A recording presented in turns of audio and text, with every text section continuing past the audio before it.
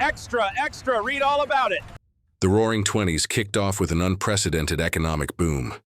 After World War I, America's economy exploded, with real GNP growing at about 4.2% per year from 1920 to 1929.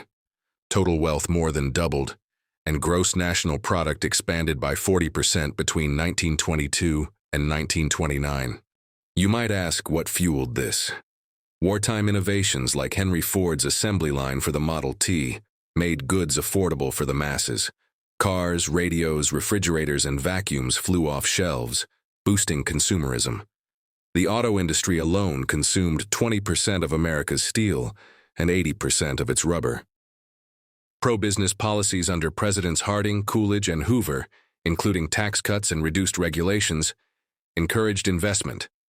Banks loaned money freely, and Europe, recovering from the war, borrowed heavily from the U.S., creating a cycle of growth.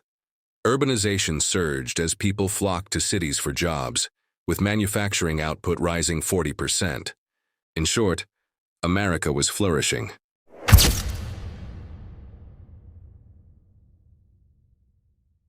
Culturally, the 1920s were electric, a true jazz age.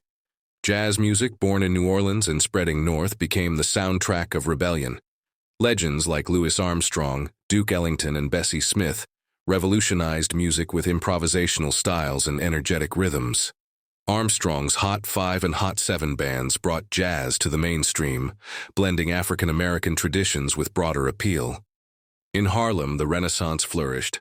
Writers like Langston Hughes and Zora Neale Hurston celebrated black culture, while artists and musicians created a vibrant scene. This cultural explosion wasn't just music. Movies boomed with stars like Charlie Chaplin, and radio broadcasts reached millions, fostering a shared national culture. Sports icons like Babe Ruth and Jack Dempsey became household names, and fads like flagpole sitting captured the era's whimsy.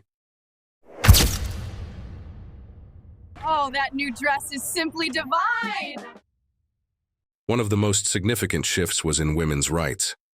In 1920, the 19th Amendment granted women the right to vote, a hard-won victory after decades of activism.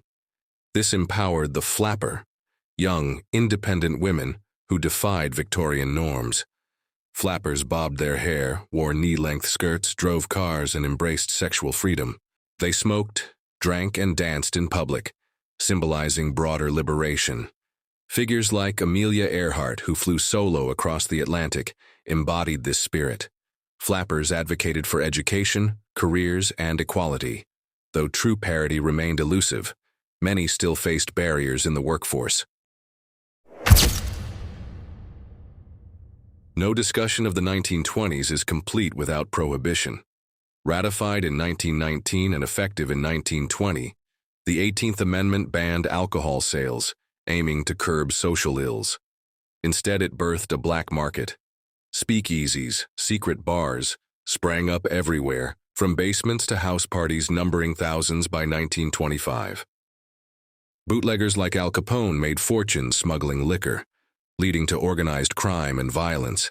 Ironically, Prohibition fueled the jazz scene as speakeasies hosted live music and dancing.